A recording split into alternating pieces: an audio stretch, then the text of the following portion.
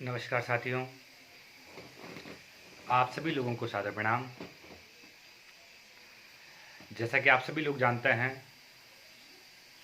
हमारे क्षेत्र की जो समस्याएं रही है, इस क्षेत्र की जो समस्याएं, इन पर भी आज तक किसी भी हमारे जनप्रतिनिधि हो या किसी भी नेता के द्वारा किसी भी प्रकार की कार्रवाई के लिए कोई अमल नहीं हुई है। इस पर मैं आप लोगों के बीच एक बात ये भी रखना चाहता हूँ, हमारे क्षेत्र के लोग बड़े बड़े पदों पर जिले के हो या ब्लॉक के हो या ग्राम सभा पे हो आसीन रहे हैं, पर इन लोगों ने सिर्फ अपनी ठेकेदारी चमकाने के चक्कर में क्षेत्र की जो मुद्दे थे, इनको जो है अधर में लटका के रखा। ये हमारा क्षेत्र दिचली गमरी का जो है, यह इसीलिए पिछड़ा हुआ क्षेत्र है। गमरी में देख लो, सड़कों का जो जाल है, उसकी जो कनेक्टिविटी है, यह अलग अलग उसमें जारी है, उनका बीच से कोई आपस में कनेक्टिविटी नहीं है।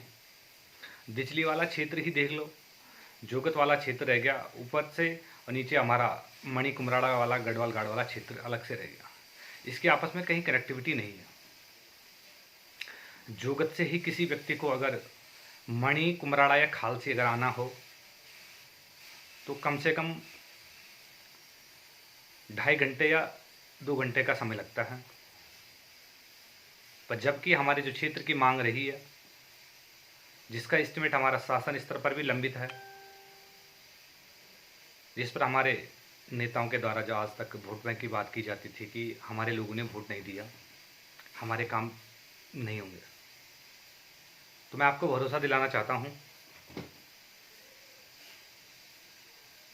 इन रोडों के लिए भी कार्य होगा। सर्वप्रथम हमारी ग्राम सभा संकराल कोट वाली जो है, जो वो तल्ला, वह जो रोड है, इस पर भी किसी ने कोई कार्रवाई नहीं करी है, जो कि शासन स्तर पर अभी लंबित पड़ी हुई है वित्तीय स्वीकृति के लिए। इसी के साथ साथ हमारी ग्राम सभा कावागड्डी गोरण वाली जो रोड है, इस पर भी किसी प्रकार की जो प्रोसेसिंग है उस पर कुछ भी अपडेट नहीं है। साथ ही साथ जो हमारी मुख्यमंत्री घोषणा वाली रोड है, भटेश्वर पुजार गांव वाली, उसका वर्तमान स्टेटस भी कुछ नहीं है।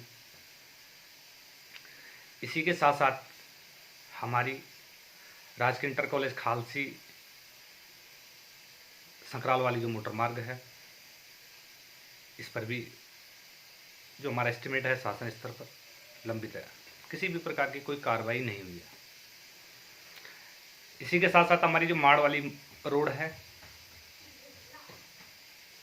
जिसका प्रथम चरण का जो कार्य चल रहा है, द्वितीय चरण में अभी काफ़ी लंबी है, उसमें तो उस पर भी आज तक जो है आप लोगों ने देखा है कि किस प्रकार की जो वोट बैंक की बात की जाती थी। इसी के साथ साथ जो हमारे क्षेत्र की सबसे बड़ी मूलभूत समस्या है एसएडी बलडुगी की, प्राथमिक स्वास्थ्य केंद्र बलडुगी। बिल्डिंग तो काफ़ी बड़ा स्ट्रक्चर जो ढांचा खड़ा कर दिया है, पर यहाँ पर सिर्फ वार्ड बॉय और फार्मासिस्ट के भरोसे चल रहा है। यहाँ के जो हमारे लोग हैं, काफ़ी बड़ा क्षेत्र है, खालसी, कुमराड़ा, मणि, बरूल, बलडोगी, तो काफ़ी बड़ा क्षेत्र है।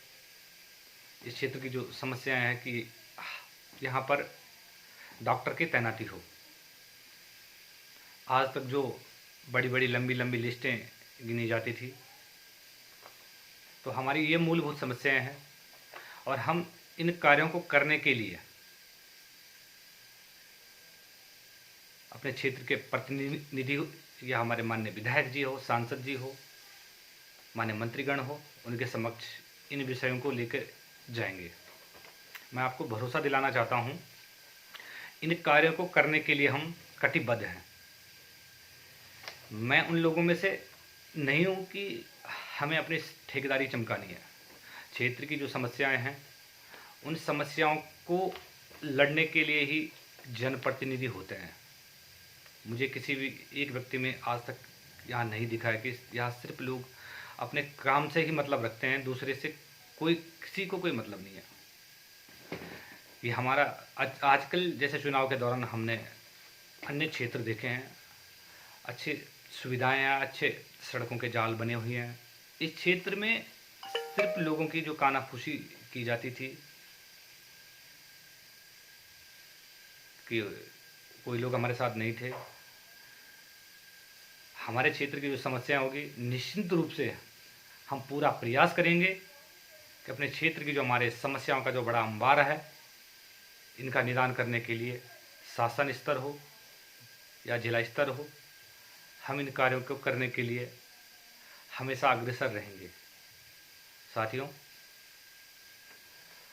और एक बार पुनः आप सभी लोगों को मैं धन्यवाद करता हूं कि आप लोगों ने कुछ लोगों का मुझे समय समय पर काफ़ी अच्छा सपोर्ट मिलता है, सहयोग मिलता है।